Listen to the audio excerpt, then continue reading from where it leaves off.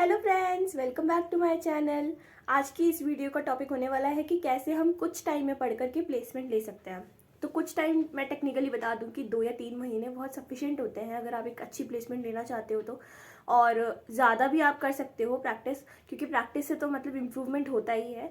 लेकिन अगर आप 2-3 महीने ढंग से पढ़ लोगे और ढंग से प्रिपरेशन कर दोगे तब भी आपका प्लेसमेंट हो जाता है। तो अब मेरी जो स्टोरी थी वो स्टार्ट हुई थी फर्स्ट ईयर से। फर्स्ट ईयर में मेरा प्लेसमेंट का कुछ ज़्यादा सीन नहीं था कि मुझे इस कॉलेज से ऐसे प्लेसमेंट लेनी है, या फिर मुझे पता ही नहीं था कि मुझे क्या करना है, प्लेसमेंट लेनी है या नहीं लेनी है। तो फर्स्ट ईयर में मेरा पूरा फोकस रहता था कि मेरा अकैड बढ़िया से हो जाए, मेरी सीजी ठीक ठाक रहे, और प्लेसमेंट वगैरह का लोड हम देखते हैं, जब सीनियर्स बोलेंगे तब हम ले लेंगे, क्योंकि seniors first year second year में यही कह रहे होते हैं कि आप एक्सप्लोर करो, ग्रुप्स वगैरह में जाओ, फिर उसके बाद प्लेसमेंट का सोचना बाद में, थर्ड ईयर फोर्थ ईयर में प्लेसमेंट वगैरह का सोचते हैं। तो मेरा ये था कि फर्स्ट सेमेस्टर में तो क्योंकि मैंने अकैड वगैरह पे पूरा अच्छे से फोकस किया था, मेरी सीजी ठीक ठाक थी। लेकिन अब उसके बाद लग जाता है लॉकडाउन। अब मुझे समझ नहीं आ रहा था कि लॉकडाउन में मैं करूँ क्या। ना तो मेरे पास कोई गैजेट था, मेरे पास कोई अच्छा सा लैपटॉप भी नहीं था। कोडिंग में बिल्कुल इंटरेस्ट भी नहीं था। ठीक है, मैं सच में बता रही हूँ कि कोडिंग में मुझे कुछ इंटरेस्ट नहीं था, मुझे करनी भी नहीं थी। और मुझे ये था कि चलो ठीक है, प्लेसमेंट का देखेंगे थर्ड फोर्थ ईयर में, जब सीनियर्स बोलते हैं कि तभी करते हैं सब लोग, तो अपन भी तभी करेंगे। अभी फर्स्ट सेकंड ईयर में कोई बात नहीं, घर पे हैं, रिलैक्स करते हैं। लेकिन इसके साथ मुझे पता नहीं लगा कि टाइम कैसे निकल गया। जब मेरा सेकेंड ईयर स्टार्ट हुआ तो मैं घर पर थी। मैंने बताया कि मैंने उसी टाइम नया नया लैपटॉप लिया था, और यही वाला लैपटॉप मैंने उस टाइम ही लिया था जब मेरा सेकेंड ईयर जब स्टार्ट हो गया था, क्योंकि तब तो मतलब मुझे बहुत ज़रूरत आ गई थी। मेरे पास पुराना लैपटॉप था, उसमें मेरी क्लासेस भी अटेंड नहीं हो पा रही थी सही से, और कोडिंग वगैरह तो भूल ही जाओ, कोडिंग वगैरह तो मेरे को करनी ही नहीं थी उस टाइम भी। ठीक है, उसके बाद आता है इंटर्न सीजन। तो अब बचे थे 20-25 दिन इंटर्न सीजन चालू होने में। तो मैंने मेरे फ्रेंड्स वगैरह से पूछा कि तुम लोग क्या कर रहे हो। तो कुछ लोग कर रहे थे लीड कोड, कुछ कर रहे थे इंटरव्यू बिट, कोई कर रहा था कोड शेफ, कोई कर रहा था कोड फोर्सेस। और मैंने क्योंकि डीएसए भी नहीं किया था, क्योंकि मेरा बैकग्राउंड नहीं था सीएस बैकग्राउंड, तो मुझे नहीं पता था कि अब इंटर्नशिप कैसे मिलती है। तो फिर मैंने क्या किया कि मैंने कुछ वीडियोस देखना स्टार्ट किया सबसे पहले। तो मुझे धीरे धीरे, जैसे एरेज पॉइंटर्स तो मुझे पता था कि मुझे C++ लैंग्वेज फर्स्ट सेमेस्टर से आती थी। लेकिन अब कैसे करूँ मैं आगे कोप, क्योंकि यहाँ तो डीएसए पूरा आना चाहिए। कुछ डेटा स्ट्रक्चर्स होते हैं, कुछ एल्गोरिदम्स होती हैं, ऐसे डायरेक्ट तो नहीं जंप कर सकती मैं प्लेटफॉर्म्स पे।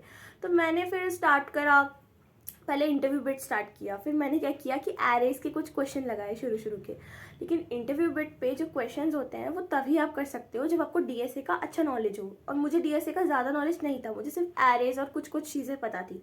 तो फिर मैंने थोड़ा रैंडम यूट्यूब पे देखा, वीडियोस देखी, फिर उसके बाद इधर उधर स्क्रॉल किया। तो इस तरह से मैंने पूरा इंटर्न सीजन यही काम किया कि पूरा रिसर्च किया, इधर उधर से चीज़ें देखी।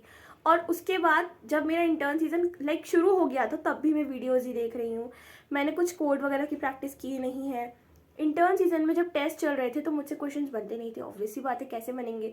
कुछ एक दो टेस्ट में ऐसा हुआ कि एक दो क्वेश्चंस बन भी गए, लेकिन अगेन इंटरव्यू के लिए मैं शॉर्टलिस्ट अगर हो भी जाती तब भी मुझे उस टाइम पर कुछ ज़्यादा नॉलेज नहीं था डीएसए के बारे में, और मुझे कुछ रिसोर्सेज भी नहीं पता थे कि एग्जैक्टली डीएसए कैसे पढ़ना होता है।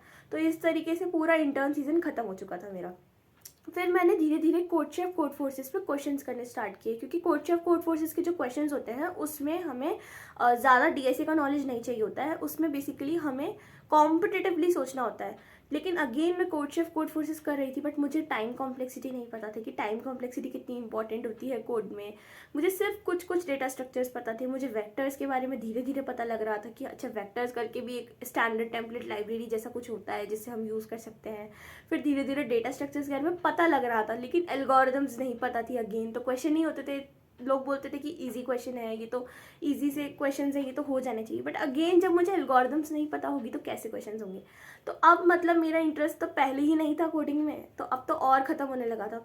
लेकिन फिर धीरे धीरे मैंने क्या किया, कोड शेफ पे थोड़े थोड़े कॉन्टेस्ट दे रही थी। तो इन्हें मुझे सजेस्ट भी किया था मेरे सीनियर्स वगैरह ने कि माई कोड स्कूल करके एक चैनल है, तो वहाँ से भी देख सकते हैं। वहाँ पर बहुत सारी वीडियोस दी हुई थी, बेसिक डेटा स्ट्रक्चर्स कवर किए हुए थे, कुछ एल्गोरिदम्स भी थी बेसिक, वो सब भी कवर की हुई थी।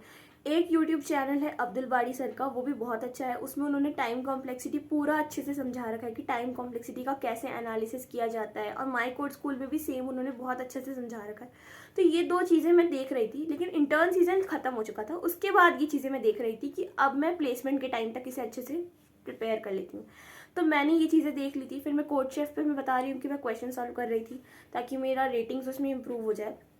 लेकिन मैंने अभी भी लीड कोड जीएफजी नहीं किए थे। मैं स्टार्ट करती थी लीड कोड, लेकिन ऐसा होता था कि कुछ क्वेश्चन सॉल्व करने के बाद जैसे एरेज वगैरह के क्वेश्चंस किए, स्ट्रिंग्स के किए, फिर मेरा इंटरेस्ट लूज हो जाता था क्योंकि मुझे सारी एल्गोरिथम्स अभी तक भी नहीं पता थी।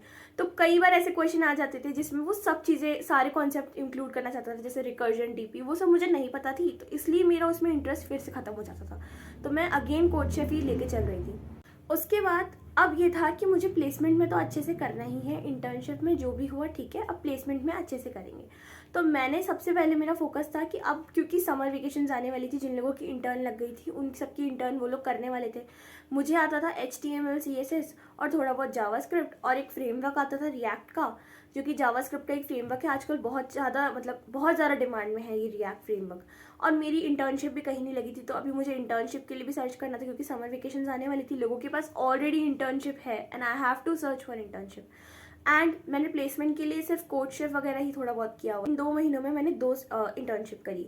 एक इंटर्नशिप मैंने करी using react JS, front end पे बेस्ड था पूरा प्रोजेक्ट। एंड जो दूसरी इंटर्नशिप थी वो मैंने स्पार्क्स फाउंडेशन के अंदर करी थी। तो उसका जो टाइटल था वो था पेमेंट गेटवे इंटीग्रेशन करके। एंड वो इंटर्नशिप वगैरह करने के बाद अब मेरा ये था कि मेरे 2 महीने में जो समर वेकेशंस जो थी उसमें मैंने अपना पूरा प्रोजेक्ट वगैरह बिल्ड कर लिया था कि इतना मुझे आता है, ठीक है। तो अब इसके लिए तुम लोग देख सकते हो कोड विद हैरी सर के videos. Code with Harry sir ने पूरा HTML CSS एंड जावास्क्रिप्ट पे बहुत सारी प्लेलिस्ट बना रखी है। उनकी लाइक 100-200 वीडियोज़ हैं। बट हाँ, 100-200 वीडियोज़ नहीं देखनी होती है। जब प्रोजेक्ट करना होता है तो 100-200 वीडियोज़ नहीं देखनी होती है। सबसे पहले तो कैसे अप्रोच करोगे, तो अप्रोच करने के लिए इंटर्नशाला पे भी जा सकते हो, लिंक्डइन पे भी लोग डालते रहते हैं। कोड विद हैरी सर की वीडियोस काफ़ी अच्छी हैं। और ये चीज़ मैं बाद में भी इसे कवर करूँगी कि इंटरव्यू के टाइम पे भी बहुत हेल्प मिलती है। जब इंटरव्यू में तुम लोग बैठोगे तो इस पॉइंट को यही नोट कर लो कि इंटरव्यू के टाइम पर तुम्हें वापस अपना प्रोजेक्ट रिवाइज करना होता है कि तुमने क्या किया था एग्जैक्टली, ये मस्ट है, ठीक है। तो इंटरव्यू के टाइम पर जब प्रोजेक्ट को रिवाइज करोगे ना, तो वहाँ पर तुम्हें अपना कोड नहीं पढ़ना होता, ठीक है, कि हमने ये कोड लिखा था प्रोजेक्ट में, वो कोड नहीं पढ़ना है। क्या करना होता है ना कि कुछ बेसिक चीज़ें पता होनी चाहिए। जैसे तुमने अगर अपने रिज्यूमे में लिखा है अपनी स्किल्स में कि मुझे HTML CSS जावास्क्रिप्ट रिएक्ट ये सब आता है, तो ये मतलब ऐसे बहुत कॉमन रहेगा कि तुमसे HTML CSS तो नहीं पूछा जाएगा। कोई भी नहीं पूछेगा तुमसे कि HTML कोड करके दिखाओ या CSS कोड करके दिखाओ या प्रोजेक्ट में जो लिखा है कोड करके दिखाओ। कोड कोई नहीं पूछता है। मुझे भी ये बहुत डाउट था कि कहीं मुझसे कोड लिखवा के पूछेंगे, मैंने जो भी लिखा है वो सब कोई नहीं पूछेगा। तुमसे पूछा जाएगा कि जावास्क्रिप्ट और अगर तुमने लिखा हुआ है कि जावास्क्रिप्ट के बारे में, तो जावास्क्रिप्ट के बारे में कुछ 5-6 टर्म्स होती हैं जो बहुत इंपॉर्टेंट होती है। जैसे असिंक अवेट हो गया, मैप फंक्शन हो गया, इक्वालिटी चेक हो गया और स्प्रेड ऑपरेटर हो गया। ये बहुत इंपॉर्टेंट चीज़ें हैं जावास्क्रिप्ट अगर तुमने लिखा है तो। और ये 5-6 चीज़ें जो है वो कोड विद हैरी सर की एक ½ एन आवर की वीडियो थी, मैंने देखी थी ये इंटरव्यू से पहले। जस्ट मैंने वही पढ़ी थी मतलब। तो क्योंकि जावास्क्रिप्ट हमें आती है, बट टेक्निकलिटी में जावास्क्रिप्ट में बहुत सारी ऐसी टर्म्स होती हैं जो लिखने में और लाइक एक्सप्लेन करने के लिए बहुत डिफरेंट होती है। जैसे आपसे ये इंटरव्यू में पूछा जाए कि आप जावास्क्रिप्ट के इस टर्म से क्या समझते हो, इंस्पाइट ऑफ दैट कि आपने वो प्रोजेक्ट उस पर बना रखा है, लेकिन अगर आपको उस टर्म का मतलब नहीं पता तो वो ये माना जाएगा कि आपने वो प्रोजेक्ट खुद से नहीं बना रखा और आपने चीटिंग करके बनाया है, ठीक है।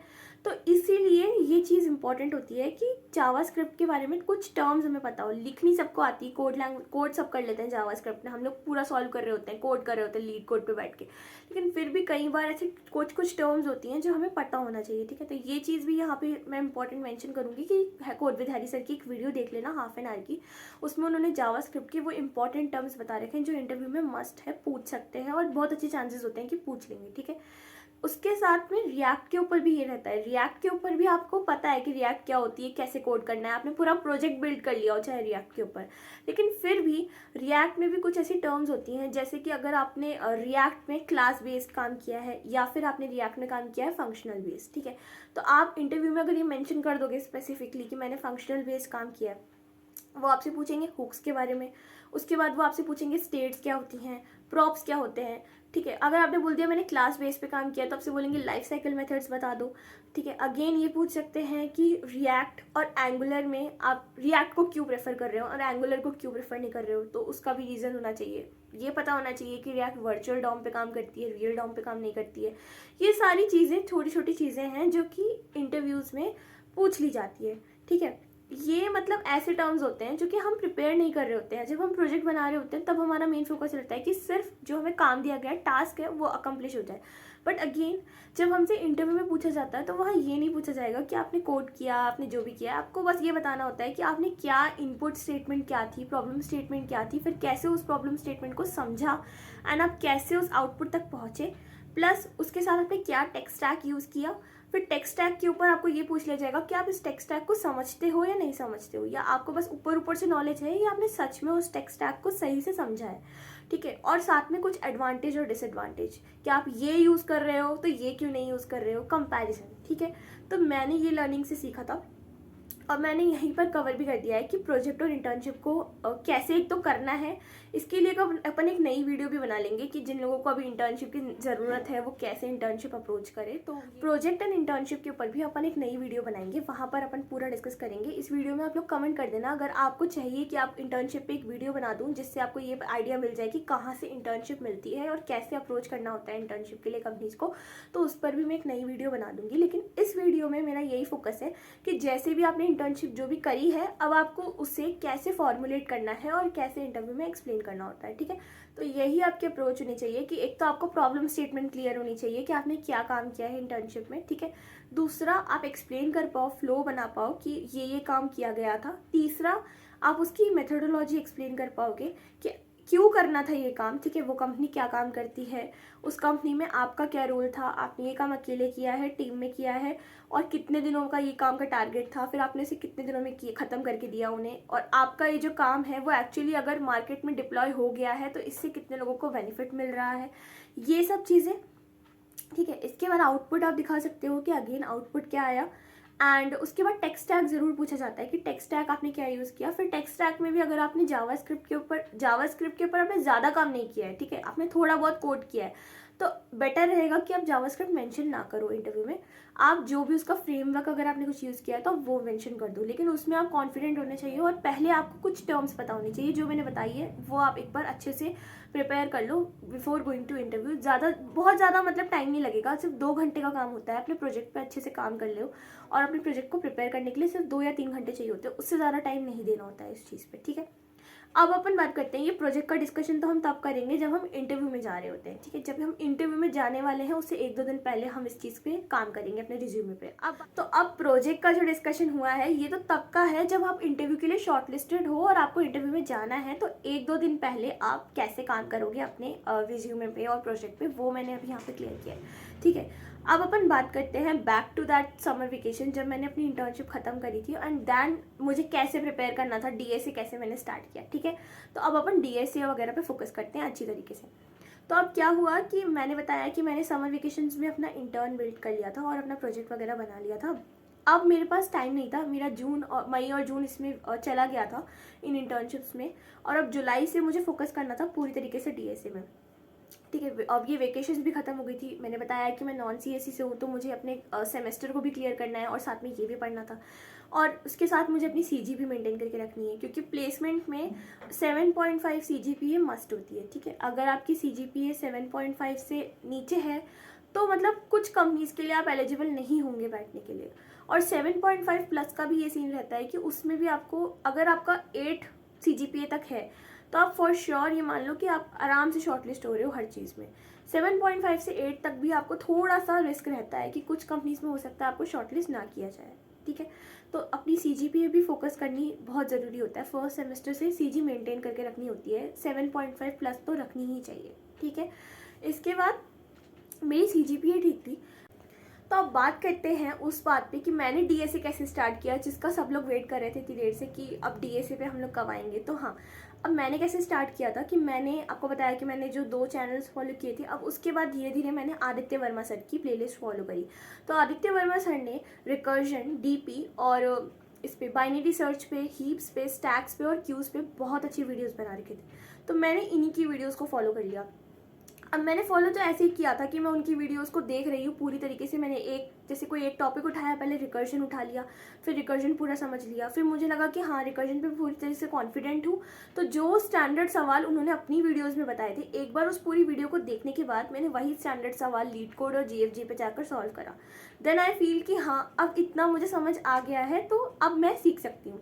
ठीक है, इसके बाद मैंने और कौन सी सीरीज़ फॉलो करी थी, मैंने करी थी स्ट्राइवर की सीरीज़। ये तो मस्ट थी, मतलब ये तो बहुत ही ज़्यादा अच्छी थी, इससे तो मतलब मेरा बेस पूरा क्लियर हो गया था।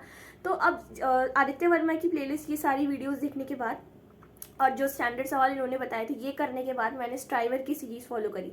ठीक है, और आदित्य वर्मा की सीरीज़ जो फॉलो करी थी ना मैंने, जब मैंने स्टैक्स देखा, मैंने हीप्स देखा, मैंने क्यूज़ देखा, तो लिटरली मैंने इन्हीं के टॉपिक्स उठा करके इंटरव्यू बिट पे सॉल्व कर ली थी। जो इंटरव्यू बिट के टॉपिक्स मुझसे पहले हो नहीं रहे थे, लिटरली मुझसे सारे क्वेश्चन हो गए थे। इसके बाद इंटरव्यू बिट के स्टैक्स के पूरे क्वेश्चन सॉल्व हो गए थे।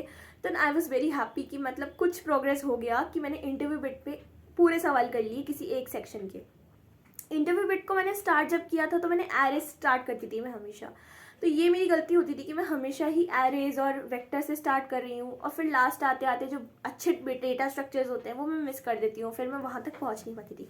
तो इस बार मैंने सोचा था कि मैं अब रैंडमली स्टार्ट करूँगी, जो चीज़ मुझे ठीक लगेगी पहले उसे पढ़ूंगी। जैसे मुझे ये अच्छे लगे टॉपिक स्टैक्स, क्यूज, हीप्स, तो मैंने इन्हीं से स्टार्ट कर दिया। मुझे बाइनरी सर्च समझ आ गई आदित्य वर्मा की प्लेलिस्ट से, तो मैंने बाइनरी सर्च स्टार्ट कर दिया इंटरव्यू बिट पे और मुझसे क्वेश्चन सारे होने लग गए थे। ठीक है, तो आई वॉज हैप्पी कि लाइक कुछ देखने, कुछ ऐसा कंटेंट मिल गया मुझे जिससे मेरा क्वेश्चन सॉल्व हो रहे हैं। इसके बाद मैंने स्ट्राइवर की सीरीज़ फॉलो करी। अब आदित्य वर्मा की सीरीज़ यहाँ तक मैंने सारे डेटा स्ट्रक्चर्स कवर कर लिए थे, फिर मैंने स्ट्राइवर की सीरीज़ फॉलो करी। उन्होंने दिए हुए थे ट्रीज़ के कुछ 50 वीडियोज़ कुछ है सीरीज़ में, तो वो भी बहुत अच्छे थे। लाइक मैं पहले तो शुरू में तो मैं वो वीडियोस देख रही थी, तो मैं एक 5-6 वीडियोस तक ऐसा हुआ कि मैंने पूरी देख ली और मैंने कुछ कोड नहीं किया। आफ्टर दैट ऐसा हो रहा था कि मैं वीडियो देख रही हूँ, उनका प्रॉब्लम स्टेटमेंट समझते ही मुझे सॉल्यूशन दिमाग में आ रहा है, फिर मैं वो सॉल्यूशन बिल्ड कर लेती हूँ, कोड कर लेती हूँ, देन उनकी सीरीज फॉलो करती हूँ कि अब इन्होंने कैसे सॉल्यूशन बताया है। ठीक है, तो मेरा ऐसा था कि इनिशियली तो मैं ब्रूट तक ही जा रही थी, जो मेरे दिमाग में से ब्रूट सॉल्यूशन आता था, लेकिन धीरे धीरे ऐसा होता था कि ऑप्टिमाइज सॉल्यूशन भी मैं खुद सोच पा रही थी। Then I was very happy कि इस सीरीज़ को फॉलो करने से मैं खुद से भी सोच पा रही हूँ। लाइक मैं उन्हें ब्लाइंडली फॉलो नहीं कर रही हूँ, मैं खुद साथ में अप्रोच भी बिल्ड कर पा रही हूँ धीरे धीरे। तो अब क्या हो रहा था कि ब्रूट भी मैं सोच पा रही थी पहले तो, फिर उसके बाद ऑप्टिमाइज भी मैं खुद से सोच रही थी, लेकिन फिर भी मैं उनका वीडियो देखती थी। Reason behind that is that मैं उनका वीडियो जब सुन रही थी तो उस टाइम पर मैं ये करती थी कि मैं उनके साथ ही बोलने की कोशिश करती थी। लाइक वीडियो सुनते सुनते मैं खुद भी प्रैक्टिस करती थी कि अच्छा मैं ये क्वेश्चन कैसे एक्सप्लेन करूँगी फिर इंटरव्यू में, क्योंकि जो सवाल होते थे वो स्टैंडर्ड सवाल होते थे। जो 50 वीडियोज़ में जो सवाल है वो जनरली स्टैंडर्ड है, उसमें ज़्यादा कॉम्पिटिटिव प्रोग्रामिंग नहीं है इन्वॉल्व, लेकिन फिर भी वो बहुत अच्छा कंटेंट है। तो मैं यही करती थी कि मैं प्रैक्टिस करती थी कि अगर मुझसे ये सवाल पूछेंगे तो जैसे ये एक्सप्लेन कर रहे हैं वैसे ही बोलकर मैं भी देखती थी कि अच्छा मुझसे ये पूछेंगे तो मैं भी ऐसे कैसे ही जवाब दूंगी ये लैंग्वेज में। तो इससे मेरी प्रैक्टिस भी हो रही थी, इंग्लिश की प्रैक्टिस भी हो रही थी और साथ में फ्लुएंसी भी आ रही थी कि अच्छा ठीक है ये ऐसे बोलना होता है इंटरव्यू में, ऐसे तीनों अप्रोचेस एक्सप्लेन करनी होती है कि 3 अप्रोचेस दी हुई हैं, ब्रूट भी दी हुई है, ऑप्टिमाइज भी दी हुई है। अगेन इंटरव्यूअर बोले कि और ऑप्टिमल बताओ, तो और ऑप्टिमल अप्रोच भी होनी चाहिए प्रिपेयर्ड, और सबसे पहले ब्रूट से स्टार्ट करना होता है, डायरेक्ट ऑप्टिमाइज में जंप नहीं करना होता है। साथ में हर एक अप्रोच के साथ आपको टाइम कॉम्प्लेक्सिटी बतानी है, स्पेस कॉम्प्लेक्सिटी बतानी है और डायरेक्टली कोड नहीं करना है। जैसे इंटरव्यूअर को आपको पहले एक्सप्लेन करना होता है, फिर वो बोले कि नहीं आप इस अप्रोच को कोड करो तो कोड करने पे जाना है। ये सब चीज़ें मैंने सीखी उनकी वीडियोस देख करके, ट्रीज़ वगैरह पे। फिर मैंने धीरे धीरे मैं वेट कर रही थी कि ग्राफ की वीडियोस भी आ जाए, बट तब तक ग्राफ की कुछ एल्गोरिदम्स वाली वीडियोस थी। 30 वीडियोस का एक है उनका जिसमें उन्होंने ग्राफ की पूरी एल्गोरिदम्स भी बता रखी हैं। तो मैं बहुत ज़्यादा डर रही थी पहले तो ग्राफ स्टार्ट करने में कि लाइक ग्राफ थोड़ा मुश्किल होता है, सब कहते हैं डेटा स्ट्रक्चर बहुत मुश्किल होता है और कंपनीज पूछती भी हैं ग्राफ। तो आई वाज स्केयर्ड कि अभी मतलब इंटरव्यू बिट पूरा बचा हुआ है, मैं ग्राफ स्टार्ट करूँ कि नहीं करूँ, या फिर मैंने जो पहले पढ़ लिया है उसी पर अच्छे से फोकस करती रहूँ, उसी के क्वेश्चन लगाऊँ। तो मैंने फिर डरते डरते ही सही लेकिन ग्राफ भी स्टार्ट कर लिया था। तो अब ग्राफ जब मैं पढ़ रही थी तो उनकी वीडियोस काफ़ी अच्छी थी, एल्गोरिदम्स उन्होंने अच्छे से समझा रखी थी, क्वेश्चन भी बन रहे थे, वही सवाल जो वो बताते थे मैं जा करके GFG और लीड कोड पे देख लेती थी वो सवाल। तो अब मतलब DSA का ऐसा था कि बेस तो बन गया था, 1 महीने के अंदर DSA का बेस पूरा बन गया था ये सब चीज़ें देख करके। उनकी प्लेलिस्ट, उनकी वीडियोस और उनको लाइक उस चीज़ को GFG पे कोड करने के बाद DSA का बेस स्ट्रॉन्ग हो चुका था मेरा। और मेरे ऑलमोस्ट ग्राफ में मुझे सबसे ज़्यादा डर लग रहा था, लेकिन वो डेटा स्ट्रक्चर भी उसके एल्गोरिथम्स वगैरह बन गई थी दिमाग में। लेकिन अगेन अब मैंने क्वेश्चन तो सॉल्व नहीं किए थे, जो कोड शेफ था वो मैंने बताया कि मैंने उस टाइम किया था इंटर्न के बाद, लेकिन वो मैंने कुछ टाइम के लिए किया था। तो अगेन मेरी कोड शेफ की जो रेटिंग्स थी वो फिर से डिक्लाइन हो गई थी। लेकिन स्टिल मैं अपनी रेटिंग्स को अपनी रिज्यूमे में तो डाल ही सकती थी, जो मैक्सिमम रेटिंग्स आती है वो तो मैं अपने रिज्यूमे में ऐड कर ही सकती हूँ, बट प्रैक्टिस छूट चुकी थी। ये चीज़ें बस मेरे को बेस क्लियर हो गया था मेरा कि हाँ डीएसए का बेस ये होता है, इसमें डेटा स्ट्रक्चर्स ऐसे होते हैं, ये सारी एल्गोरिदम्स होती हैं, ये सब एक महीने में मेरा दिमाग में बेस बन गया था।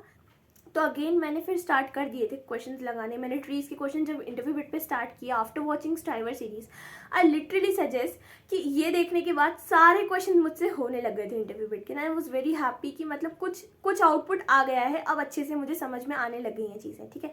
साथ में जब मैंने ग्राफ की कुछ वीडियोस देखी थी ना एल्गोरिदम्स की, तो इंटरव्यू बिट पे जो डीएफएस बीएफएस के जो बेसिक क्वेश्चन होते थे वो होने लग गए थे, लेकिन अभी भी मुझे ग्राफ का कुछ ज़्यादा आइडिया नहीं था। तो स्टिल कुछ क्वेश्चन हुए थे, लेकिन फिर मैंने उसके बाद फिर से था कि अच्छा मुझे कहीं और से ग्राफ की सीरीज़ मिल जाए ताकि मैं इसे फिर से फॉलो करूँ। बट स्टिल स्ट्राइवर ने उसके बाद से ग्राफ की एक नई सीरीज़ लाई थी मार्केट में, जो जिसमें शायद 40 वीडियोस करीब है और उसमें बहुत सारे क्वेश्चंस भी हैं ग्राफ के। तो अब मैंने वो वीडियोस देखना स्टार्ट किया, और मैं क्या करती थी कि उन से 5-6 वीडियो रोज की उठाती थी, बस प्रॉब्लम स्टेटमेंट देखती थी, उसके सॉल्यूशन जाके इंटरव्यू पे खुद से कोड कर लेती थी। जब वो सबमिट हो जाते थे फिर से स्ट्राइवर की वीडियो कंटिन्यू करती थी कि हाँ इसने भी यही सॉल्यूशन बता रखा है, तो ये ऑप्टिमाइज सॉल्यूशन ही मैंने कोड किया है, लेकिन ये मुझे ऐसे एक्सप्लेन करना है इंटरव्यू। तो आई विल सजेस्ट कि जैसे पीयर प्रोग्रामिंग लोग कहते हैं कि हम दोस्तों के साथ लाइक कोड करते हैं तो उससे मोटिवेशन बना रहता है, तो हाँ मेरे केस में मैंने पीयर प्रोग्रामिंग तो नहीं, लेकिन मेरे केस में मोटिवेशन का यही था कि मैं स्ट्राइवर, आदित्य वर्मा, इन लोगों की प्लेलिस्ट उठा लेती थी। जैसे मुझे लगता था कि मुझसे कोई सवाल नहीं हो रहा है या कोई टॉपिक मेरा मिस हो रहा है और मुझे अकेले मोटिवेशन नहीं आ रहा है, तो मैं इनकी वीडियोस को उठा लेती थी और फिर मैं क्या करती थी कि इनकी वीडियो को थोड़ा सा देखती थी और फिर उसके बाद खुद से कोड करती थी एंड देन वापस वीडियो का सॉल्यूशन देखती थी। तो पीयर प्रोग्रामिंग नहीं काम करी मेरे केस में, लेकिन मैं मोटिवेशन के लिए यूट्यूब का वो ले रही थी सपोर्ट कि हाँ जैसे कोई क्वेश्चन में मैं स्टक हो रही हूँ तो मैं वीडियो पे जाती थी, सॉल्यूशन नहीं देखती थी, बस मेरा ये रहता था कि हाँ अच्छा इन्होंने मुझे प्रॉब्लम स्टेटमेंट एक्सप्लेन करी है लाइव, तो अब मैं खुद से सोचूंगी और फिर मैं कोड करूंगी and then I will see the solution, ठीक है। तो मेरे केस में ये मेरा मोटिवेशन का रहता था। एंड इसके साथ मेरे सारे टॉपिक्स लगभग हो गए थे, बस अभी कुछ टॉपिक्स इंटरव्यू बिट पे जैसे डीपी वगैरह था तो मैंने फिर से स्ट्राइवर की ही सीरीज फॉलो करी थी।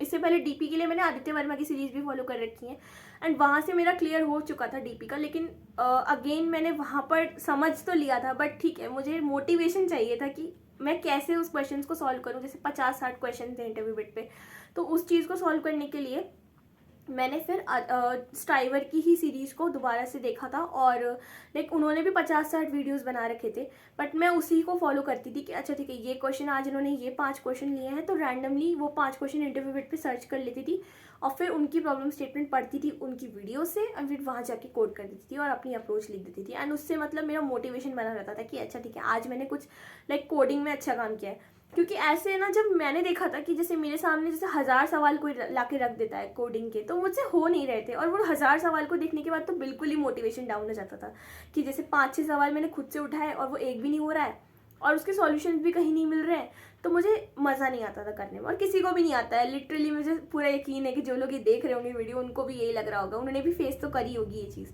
तो मैं मेरा तरीका बता रही थी कि मैं तो ऐसे ही करती थी कि ना जाकर उनकी वीडियोस खोली, उनकी वीडियो से प्रॉब्लम स्टेटमेंट तक का पढ़ा एंड फिर वीडियो पॉज करके क्वेश्चन खुद से सॉल्व करा। जब सॉल्व हो गया तो फिर उनकी वीडियोस पे दोबारा एक बार देख लिया कि अच्छा ठीक है इन्होंने भी ऐसे एक्सप्लेन कर रखा है, तो मेरा अप्रोच एकदम सही है, ठीक है। तो यहाँ तक मतलब मैंने ये चीज़ें करी थी। अब लेकिन ये 2-3 महीने लगे थे मुझे ये सब चीज़ें पढ़ने में करने में, लेकिन फिर 2-3 महीने तक मैंने सिर्फ यही नहीं किया था, इसके अलावा मैं कुछ और भी पढ़ रही थी, ठीक है। 3 महीने तक मैंने ये सब चीज़ें देखी थी। ग्राफ तो मतलब मैंने बहुत आखिर में ही स्टार्ट किया था, वो भी बहुत डरते डरते कि लाइक इस डेटा स्ट्रक्चर को मेरे पास टाइम नहीं है तो मैं इसे करूं या फिर जो मैं पढ़ चुकी हूँ उसकी प्रैक्टिस करूं। लाइक मैं लिटरली बहुत ज़्यादा डर रही थी इस चीज़ को स्टार्ट करने में। लेकिन अब इन 2-3 महीनों में मैंने ये सब तो करा ही सही, ये थ्योरी वगैरह पढ़ी, उनकी वीडियोज़ वगैरह समझी, लेकिन उसके अलावा मैंने और भी बहुत कुछ पढ़ा है। मैंने स्ट्राइवर की जो 180 क्वेश्चंस की जो डीएसए शीट थी उसे स्टार्ट कर दिया था, ठीक है। उसमें स्टैंडर्ड क्वेश्चंस होते हैं, साथ में उनकी वीडियोस भी अवेलेबल थी और इंटरव्यू के लिए तो मतलब वो जो सीरीज़ है वो मस्ट है, क्योंकि उसमें जो क्वेश्चंस दिए हुए ना एग्जैक्टली वही के वही क्वेश्चंस जनरली इंटरव्यू में पूछे जाते हैं, बिल्कुल स्टैंडर्ड सवाल होते हैं। तो वो भी मैं देखती थी और वो मतलब मैं खुद से कोड करती थी उन क्वेश्चंस को, फिर नहीं होते थे तो मैं उनको सर्च कर लेती थी। तो अब ये सीरीज तो मतलब मोटिवेशन के लिए ज़रूरी थी, क्योंकि 180 क्वेश्चन इतने ज़्यादा नहीं होते, तो मेरा पूरा फोकस रहता था कि अच्छा 1 महीने के अंदर ये तो मुझे ख़त्म करनी है और 2 बार पढ़नी है ये सीरीज़। एक बार नहीं 2 बार करूँगी। लाइक पहले स्टार्टिंग में कर ली थी मैंने ये, जब मैंने ये चीज़ स्टार्ट ही करी थी तो कुछ वीडियोज़ ही देखी थी, तभी मैंने सोचा था कि अच्छा ये 1 महीने में मैं ख़त्म कर दूँगी। एंड जब इंटरव्यू का टाइम आएगा, जब लास्ट टाइम चल रहा होता है प्लेसमेंट का, तब मैं फिर से इसे एक बार देखूँगी, क्योंकि ये सीरीज़ तो मतलब मस्ट है। इसमें तो क्वेश्चंस वही दिए हुए हैं जो इंटरव्यू में जनरली पूछे जाते हैं। तो मैंने ये सीरीज़ उस टाइम पे कर ली थी, और 2 बार करी है मैंने ये सीरीज़, 1 बार नहीं करी, 2 बार करी, ताकि क्वेश्चंस मुझे अच्छे से लर्न ही हो गए थे। और फिर अप्रोच तो मतलब रटी गई थी, और तीनों अप्रोच समझ आ गई थी। उसके बाद भी मुझे लगता था कि नहीं, ये सफिशिएंट नहीं है टॉपिक वाइज क्वेश्चन करना, क्योंकि जब क्वेश्चन जैसे मिक्स आते हैं तो फिर हमें समझ नहीं आ रही होती कि इसमें कौन सी अप्रोच एग्जैक्टली क्या लगने वाला है इस क्वेश्चन में। तो फिर इसके लिए मैंने मोहम्मद फराज भैया की एक डीएससी शीट है 250 क्वेश्चंस की, कोडिंग निंजा पे अवेलेबल है, तो मैंने वहाँ पर वो शीट पकड़ ली थी। वो 3 महीने की शीट है। मैंने पूरा तो नहीं किया था, बट हाँ मैंने उसके कई कॉन्सेप्ट्स मतलब कई क्वेश्चंस कवर कर लिए थे। 300 साढ़े 300 क्वेश्चन है उस शीट में, तो शायद मैंने 200 क्वेश्चन कर लिए थे उस शीट के कुछ एक डेढ़ महीने में। और उस पर क्वेश्चन जो थे वो मिक्स थे, इजी मीडियम हार्ड्स, और जो वही क्वेश्चन थे जो जनरली कंपनीज में पूछे जा रहे होते हैं टेस्ट में भी और इंटरव्यूज़ में भी। तो फिर वो शीट जो थी उसके जो क्वेश्चंस थे वो मैं कोडिंग निंजा पे भी करती थी। एंड जब वो शीट थोड़ी थोड़ी जैसे मतलब मैं भूल ना जाऊँ उस चीज़ को, उस अप्रोच को, तो मैं क्या करती थी कि जैसे कुछ क्वेश्चंस वापस रिपीट करने के लिए मैं उसे जाके लीड कोड पे भी कर रही हूँ, उन्हीं क्वेश्चंस को फिर जीएफजी पे भी कर रही हूँ। लेकिन मेरा मेन तो रहता था कि मैं कोडिंग निंजा पे ही इसे करूं, और उससे अपनी मेरी प्रोफाइल भी बिल्ड हो जाएगी। मेरा मतलब कोडिंग निंजा का जो स्कोर था वो काफ़ी अच्छा हो गया था लास्ट आते आते, तो मेरा यही फोकस रहता था कि मेरा स्कोर भी अच्छा हो रहा है इंटरव्यू बेटर और कोडिंग निंजा पे, और रिवीजन के लिए मैं जीएफजी और लीड कोड पे जाकर के दोबारा दोबारा भी कर लेती हूँ उन क्वेश्चंस को। तो मतलब मैं ना ऐसे नहीं कर रही थी कि बहुत ज़्यादा बल्क में क्वेश्चन उठा रही थी। मैं बल्क में क्वेश्चन नहीं उठा रही थी, क्योंकि मुझे पता था वो तो फीजिबल ही नहीं है। मैं कितने क्वेश्चन उठा लूँ, मैं भूल जाऊंगी अल्टीमेटली। मैं 700 क्वेश्चन अगर ले लेती हूँ, 1000 क्वेश्चन का टारगेट ले लेती हूँ 6 महीने में, तो होगा कुछ नहीं, मैं भूल जाऊंगी। एट लास्ट मुझे ये ही फील होगा कि ये क्वेश्चन मैंने तब किया था, लेकिन अभी मुझे बिल्कुल याद नहीं आ रहा है। और अप्रोच जो होती है ना, वो ऐसा रहता है कि मैंने अपने प्लेसमेंट सीजन में यही देखा है कि साइनोसॉइडल साइकिल्स बन रही होती है, लेकिन कभी आपकी एफिशिएंसी बहुत अच्छी होती है। 1 महीने में आप इतने सवाल कर लोगे, एंड उसके बाद एक ऐसा पीरियड आता है 7 या 6-7 दिन का, ऐसा एक ब्रेक आता है जिसमें आप कुछ नहीं कर रहे होते लिटरली, और आप उसमें बहुत गिल्ट में जा रहे होते हो कि कुछ नहीं किया है मैंने 6-7 दिन, ठीक है। और फिर से एकदम से आप वापस से बहुत ज़्यादा पीक में आता है कि आपने बहुत क्वेश्चंस कर लिए फिर उस टाइम पर। तो ये चीज़ मैंने ऐसे फील करी थी कि बहुत ज़्यादा साइनोसॉइडल चल रही थी। तो इसमें अगर मैं 1000 क्वेश्चन लेके बैठ जाऊंगी तो ये तो मतलब बहुत ज़्यादा ही डिप्रेशन वाली बात हो गई कि मैं कुछ टाइम तो बहुत सारे क्वेश्चंस कर रही हूँ, कुछ दिन मैंने कुछ नहीं किया है। तो इसलिए मैं ना सारे क्वेश्चंस नहीं करती थी। मेरा टारगेट रहता था कि कुछ सेट ऑफ क्वेश्चंस ले लूँ मैं, और उसी पे फोकस रहे कि ये सेट ऑफ क्वेश्चंस हैं, इन्हीं को बार बार करूं, ताकि इसमें मेरा कमांड आ जाए कि अच्छा ठीक है, इतने क्वेश्चंस मुझे अच्छे से रट गए। तो इसलिए मैंने सारे क्वेश्चंस नहीं उठाए, और मैं हर प्लेटफॉर्म पे जाकर भी क्वेश्चंस रिपीट करती थी। बट हाँ, ऐसे नहीं कि मतलब आज ये क्वेश्चन किया है और मैं 4 प्लेटफॉर्म पर जाके कर रही हूँ, ये नहीं करती थी। मैंने जैसे कोई क्वेश्चन किया 2 महीने पहले सॉल्व किया है, तो मैं उसे फिर से किसी दूसरे प्लेटफॉर्म पे करके देख रही हूँ कि अच्छा ठीक है, मुझे याद है, ये मेरी मेमोरी में है, रिकॉल कर रही हूँ बार बार उसकी अप्रोच को। तो ये चीज़ तो मतलब बहुत बेनिफिशियल थी, मुझे काफ़ी हेल्प मिल रही थी ये काम करने से। तो अब इन सब चीज़ों को करने के बाद लाइक अब इंटरव्यू का टाइम आ गया था, और अब 1 महीना ही करीब बच रहा था इंटरव्यू में जाने के लिए। तो अभी जो नॉन टेक बैकग्राउंड से हैं उनके लिए तो मतलब अब बहुत ज़्यादा स्ट्रिक्ट फेज आने वाला था, क्योंकि हमें पढ़ने थे operating system, database management system, computer network system design and object oriented programming. ये सारे टॉपिक्स जो होते हैं वो सीएससी वाले बच्चों को तो पढ़ाए जाते हैं फर्स्ट ईयर से, बट हम लोगों का नॉन टेक है, और प्लस हमारे पास कुछ ऐसे नोट्स भी नहीं होते। और मेरा ऐसा पर्सनली रहता है कि मुझे किसी के नोट्स समझ में भी नहीं आ रहे होते हैं, और प्रोग्रामिंग के टाइम पर भी मैंने अपने कुछ नोट्स बनाए तो थे, लेकिन इतना टाइम नहीं मिल पाया था कि मैं उन नोट्स से रिविजन कर पाऊँ लास्ट में। तो अब ये था कि नोट्स तो नहीं बनाने का टाइम है, और मैं बना भी लूँगी तो मुझे कुछ उसका टाइम मिलना नहीं है कि मैं रिविजन करूँ। तो फिर अब मुझे रिसोर्सेज चाहिए थे। मैंने यूट्यूब पे सर्च मारा, यूट्यूब पे 150-200 वीडियोस दे रखी हैं कई सारे चैनल्स पे, लेकिन अब इतना टाइम नहीं था मेरे पास कि मैं ये सारी वीडियोस फॉलो कर पाऊँ। तो मैंने क्या किया कि मैंने कोड हेल्प, लव बब्बर भैया का एक चैनल है कोड हेल्प, मैंने वो फॉलो किया। उस पर लक्ष्य ने एक वीडियोज़ बना रखी हैं डेटाबेस मैनेजमेंट सिस्टम की एंड ऑपरेटिंग सिस्टम की, मैंने वो सीरीज़ फॉलो कर ली थी। कुछ 30 वीडियोस हैं दोनों टॉपिक्स की, एक की 30 है, एक की 20-22 वीडियोस हैं। तो मैंने वो वीडियोस देख ली थी, और उसके बाद उन्होंने नोट्स भी दे रखे थे उस वीडियोस के, तो मैंने वो नोट्स भी अपने लैपटॉप में डाउनलोड करके रखे हुए थे, और मैं उनको एक 2 बार पढ़ भी लिया था मैंने। कुछ ज़्यादा बड़े नोट्स नहीं है और वीडियोस भी ज़्यादा बड़ी नहीं है, तो मतलब मुझे लग रहा था ये तो फीजिबल है, 1 महीने में इतना तो मैं कर ही सकती हूँ। इसके बाद था कि मुझे कंप्यूटर नेटवर्क्स पढ़ना चाहिए या नहीं पढ़ना चाहिए, तो मैंने सोचा था कि मैं पढ़ूंगी, लेकिन मेरे पास इतना टाइम ही नहीं बचा था कि मैं कंप्यूटर नेटवर्क्स पढ़ पाऊँ। और सिस्टम डिज़ाइन तो ऑब्वियसली थोड़ा मुश्किल ही रहता है, तो मैंने वो भी नहीं स्टार्ट किया था। और ऑब्जेक्ट ओरिएंटेड प्रोग्रामिंग तो वो मुझे पहले भी आता था, मैंने इंटर्न टाइम पे भी पढ़ा था और फिर मैंने वापस से इस चीज़ को कंटिन्यू किया था। तो ऑब्जेक्ट ओरिएंटेड प्रोग्रामिंग के लिए मैंने लव बब्बर भैया की 2 वीडियोज़ हैं ऊप्स के ऊपर, तो मैंने वही फॉलो की थी। 1.5 घंटे की 2 वीडियोज़ हैं, उसमें उन्होंने जितना टॉपिक्स इंटरव्यू के लिए इंपॉर्टेंट है ना वो सब कर रखा है एक्सप्लेन। और मैंने क्या किया था कि वहाँ से पढ़ने के बाद फिर मैंने कोडिंग निंजा पे जाकर के वहाँ से भी रीड कर लिए थे आर्टिकल्स। उसके बाद I got a certificate too for OOPS from coding ninja. तो लाइक ऊप्स तो मुझे आता था, बट हाँ मतलब कुछ ऊप्स में ज़्यादा भी नहीं पूछ रहे होते हैं, मतलब से जनरल चीज़ें ही पूछ रहे होते हैं जो उन्होंने वीडियोस में कवर कर ली थी। अब चाहो तो जीएफजी से भी पढ़ सकते हो ऊप्स, लेकिन मैंने तो उनके वीडियो से ही देख लिया था, तो मुझे लगा था कि हाँ ये बेसिक बेसिक चीज़ें तो उन्होंने कवर कर ही ली है, इससे ज़्यादा बाहर नहीं जा रही होती है इंटरव्यू में चीज़ें। तो अब ये टॉपिक्स तो मतलब 1 महीने में मैंने कर लिए थे। कंप्यूटर नेटवर्क्स और सिस्टम डिज़ाइन नहीं किया था, बाकी तीनों टॉपिक्स मैंने पढ़े थे और मुझसे इंटरव्यू में भी ऊप्स ही पूछे गए। मुझसे ऑपरेटिंग सिस्टम भी कोई कंपनी ऐसी नहीं थी जिसने मुझसे ऑपरेटिंग सिस्टम वगैरह कुछ पूछा हो। एंड डीबीएमएस के लिए भी मैं थोड़ा डर रही थी कि डीबीएमएस में पता नहीं क्या पूछ लेते हैं, डीबीएमएस में थ्योरी है मेजरली और एसक्यूएल पूछते हैं, लेकिन क्योंकि मैंने एसक्यूएल रिज्यूमे में स्पेसिफिकली मेंशन भी नहीं किया था तो मुझसे एसक्यूएल भी किसी ने नहीं पूछी। बट मैंने थोड़ी बहुत प्रिपेयर कर ली थी कि अच्छा पूछेंगे तो मतलब मुझे एसक्यूएल वगैरह आती है। तो मेरा तो यही एक्सपीरियंस था। तो अब इंटरव्यू के लिए मैं पूरी तरीके से प्रिपेयर्ड थी। सारे टॉपिक्स लाइक सीएससी के जो टॉपिक्स थे वो हो गए थे, डीएसए भी हो गया था। इंटरव्यू बिट मैंने पूरा नहीं किया था। मैंने इंटरव्यू बिट पे सिर्फ stacks, heaps, queues, trees, DP, recursion और ग्राफ किया था। मैंने एरेज नहीं किया था। मैंने लिंक लिस्ट नहीं किया था इंटरव्यू बिट से। मैंने लिंक लिस्ट सिर्फ थोड़ा बहुत देखा था और लिंक लिस्ट से मुझे ना तो कोई टेस्ट में क्वेश्चन पूछा गया ना किसी इंटरव्यू में क्वेश्चन पूछा गया। और जो भी मतलब हैश मैप्स, ये मैप्स वगैरह बहुत इंपॉर्टेंट होते हैं, ये तो मुझसे इंटरव्यू में पूछे भी गए, टेस्ट में भी इसके कई क्वेश्चन आते थे। तो अब मैंने ये देखा है कि जब टेस्ट के क्वेश्चंस होते हैं वो होते हैं इजी टू मॉडरेट क्वेश्चंस। उनमें इस बार टेस्ट के जो क्वेश्चन थे वो इजी टू मॉडरेट थे, मतलब सीधा लीड कोड जीएफजी से क्वेश्चंस उठा कर पूछे गए थे जो कि बहुत इजी लेवल के थे।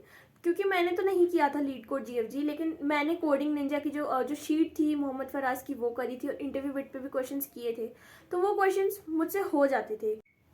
तो अब मेरा तो ऐसा एक्सपीरियंस था कि मैंने टेस्ट के जो क्वेश्चंस देखे थे उससे मुझे ये पता लगा था कि इजी टू मीडियम क्वेश्चंस होते हैं और GFG, leet code, coding Ninja और इंटरव्यू बिट कोई भी प्लेटफॉर्म कर लो, कोई भी एक प्लेटफॉर्म कर लो, क्वेश्चंस रिपीट ही होते हैं और वही के वही क्वेश्चंस भी टेस्ट में आ रहे होते हैं। कुछ ही कंपनीज में होते हैं जहाँ पे क्वेश्चन बहुत हाईली कॉम्पिटेटिव आ रहे होते हैं जो कोड शेफ, कोड फोर्सेस के लेवल के होते हैं, बट मेजरली जो कंपनीज होती हैं वो स्टैंडर्ड क्वेश्चन ही आ रहे होते हैं उसमें। एंड इंटरव्यू में भी स्टैंडर्ड क्वेश्चन ही पूछे जाते हैं। और जो 4 चीज़ें मैंने बताई, 4-5 ये कंप्यूटर साइंस के जो सब्जेक्ट्स होते हैं ये अच्छे से प्रिपेयर कर लेना। इनमें भी मतलब अगर चाहो तो छोड़ सकते हो 2 सब्जेक्ट्स और इंटरव्यू में स्पेसिफिकली फिर बोल देना कि मैंने ये सब्जेक्ट प्रिपेयर नहीं किए हैं as I am not from CSC background, तो इंटरव्यू नहीं पूछेंगे आपसे इस पे क्वेश्चंस, अगर आप उनको पहले ही क्लियरली मेंशन कर दो। ठीक है, प्रोजेक्ट पे मैंने पहले ही बता दिया कि किसी पे भी प्रोजेक्ट बनाया हो, जो भी अगर लिख रखा है प्रोजेक्ट में, टेक्स्ट टैग एक्सप्लेन करते टाइम जो भी बोल रहे हो तो उसके बारे में थोड़ा थोड़ा आइडिया होना चाहिए। ठीक है, अगर पूछ लें तो आप बता सको, क्योंकि ये जज करने के लिए बहुत आसान होता है कि फिर आपने ये प्रोजेक्ट खुद से किया है या फिर आपने चीटिंग करके बनाया है। ठीक है, तो ये 3-4 चीज़ें हैं। इसके अलावा इंटरव्यू में अगर जाओ तो कॉन्फिडेंटली जवाब देना होता है हर चीज़ के लिए। और मैंने तो मेरी प्लेसमेंट प्रिपरेशन लाइक ऐसे ही करी थी, इसी तरीके से डीएसए शीट्स वगैरह को फॉलो करके की थी। मैंने तो कोई बल्क में क्वेश्चन नहीं किए, मैंने तो डीएसए शीट्स ही फॉलो करी थी। स्ट्राइवर डीएसए शीट फॉलो करी थी, फराज डीएसए शीट फॉलो करी थी और इसके अलावा इंटरव्यू बिट पे क्वेश्चंस कर रही थी। मैंने ज़्यादा बल्क में जैसे 1000-2000 क्वेश्चन ऐसे कहीं पर भी जाके सॉल्व नहीं किए हैं। मैं करती थी तो ऐसे करती थी कि पहले कुछ दिन इस प्लेटफॉर्म पे कर लिए, फिर रैंडमली कुछ दूसरे प्लेटफॉर्म पे कर ली, बट वो ठीक नहीं है अप्रोच। लेकिन मेरे हिसाब से ये सही रहता है कि आप कोई भी डीएसए शीट फॉलो कर लो, चाहे किसी की भी डीएसए शीट हो, किसी भी प्लेटफॉर्म पे हो, बट वो फॉलो करना ज़्यादा अच्छा रहता है। मुझे ऐसा पर्सनली फील होता है कि ये करना चाहिए, क्योंकि टॉपिक वाइज सवाल जो होते हैं ना वो मतलब ऐसा होता है कि अभी तो हो जाते हैं, फिर टेस्ट में कैसे अप्रोच बिल्ड होगी कि ये किस टॉपिक के सवाल है, वहाँ तो खुद सोचना पड़ेगा कि किस टॉपिक से सवाल उठ कर आया है। और फिर कोई एक टॉपिक हम करते हैं तो हम दूसरे टॉपिक को नेग्लेक्ट कर रहे होते हैं, तो वो भी अच्छा नहीं है। तो मिक्स करके सवाल सॉल्व करना इज़ बेटर। एंड सवाल पे जाने से डायरेक्ट पहले जो है वो ये करना चाहिए कि उस डेटा स्ट्रक्चर के बारे में पूरी नॉलेज हो हमें। तो उसके लिए पहले पूरा सोच लो, पूरा देख लो वीडियोस जितने भी यूट्यूब पे, जो भी आप जिसको भी फॉलो करना चाहते हो, जिसकी भी सीरीज़ है जैसे मैंने की थी, वैसे किसी एक को एज अ मोटिवेशन लेकर के और उसकी वीडियोस देख कर के सॉल्व करो क्वेश्चंस, तो ज़्यादा बेनिफिशियल रहता है। अगर आपके पास फ्रेंड्स वगैरह पीयर प्रोग्रामिंग में बिलीव करते हो तो वो भी कर लो, मैंने नहीं करी थी, बट हाँ पीयर प्रोग्रामिंग भी काफ़ी बेनिफिशियल होती है। उसमें मोटिवेशन जो होता है वो बना रहता है, अपने फ्रेंड्स के साथ सॉल्व कर रहे होते हो तो आपका मोटिवेशन रहता है।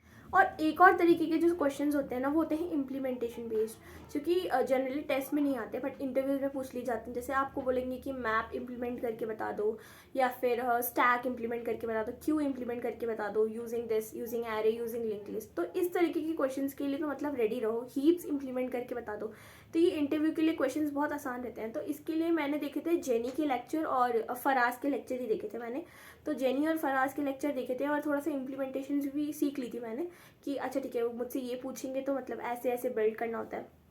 तो बेसिकली अभी जितने भी रिसोर्सेज मैंने फॉलो किए हैं मैं उन सबके लिंक डिस्क्रिप्शन में दे दूंगी, एंड आई बटन पे भी लाइक आपको सारी वीडियोस मिल जाएंगी। और ब्लाइंडली तो नहीं कहूँगी कि मुझ पर ट्रस्ट करके वो सारी वीडियोस देख लो एक ही दिन में, या फिर जो भी जैसे भी आपको प्रिपरेशन करनी है आप अपने हिसाब से करो। मैं सिर्फ रिसोर्सेज प्रोवाइड कर रही हूँ और मैंने सिर्फ मेरा तरीका प्रोवाइड किया है जो मुझे बेनिफिशियल रहा है। मैं ये नहीं कहूँगी कि इससे सबको मतलब यही एक वो है इसी को फॉलो करना है। जैसे भी आपको लगे आप अपने हिसाब से उसमें मॉडिफिकेशन कर सकते हो। मैं सिर्फ अपना तरीका बता रही हूँ, और ऐसे कई लोग होंगे जो लिटरली अगर इसे फॉलो करते हैं और आप थोड़ा बहुत अपनी तरफ से इसमें मॉडिफिकेशन करेंगे तो आई थिंक कि उन्हें बेनिफिट मिलेगा इस चीज़ से, और लाइक मोटिवेटेड रहेंगे वो अपने प्लेसमेंट सीजन पे। वीडियो अच्छी लगी तो प्लीज़ वीडियो को लाइक करना, कमेंट करना, और प्लीज़ प्लीज़ इसे शेयर करना अपने दोस्तों के साथ। आई होप आपको वीडियो बहुत अच्छी लगेगी, और जो भी डाउट्स हो कमेंट में पूछ लेना।